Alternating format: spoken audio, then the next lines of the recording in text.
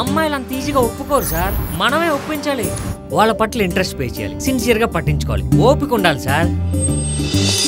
First love at first sight. అమ్మాయిల మీద cheap opinion ఉంది వాడికి. అమ్మాయిల జోలికి వెళ్తే ఎలా ఉంటుందో తెలియాలి వాడికి.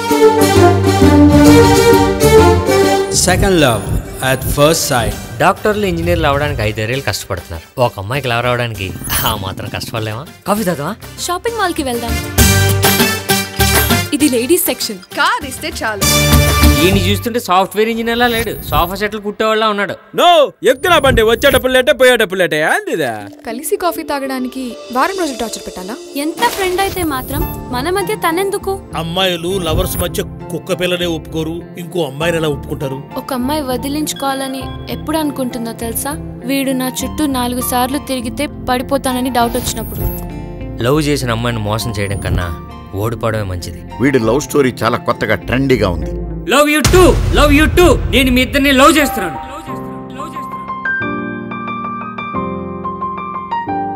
ప్రేమించినప్పుడు ఎంత పెద్ద తప్పు అయినా క్షమించాలరా. ఇంకో అమ్మాయిని కూడా ప్రేమిస్తే అసలు ఏమనుకుంటున్నాడు వాడు?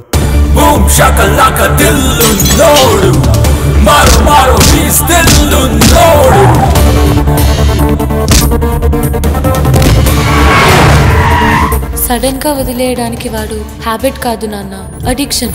మా ప్రాబ్లమ్స్ మేమే సాల్వ్ చేసుకుంటాం. 100 మందిని ప్రేమించుకో, అది నీ పర్సనల్ ప్రాబ్లం. కానీ ఒక్కళ్ళనే పెళ్లి చేసుకో, అది సంఘం rule. Rule is rule. Rule for all. Rule for all. Rule for all.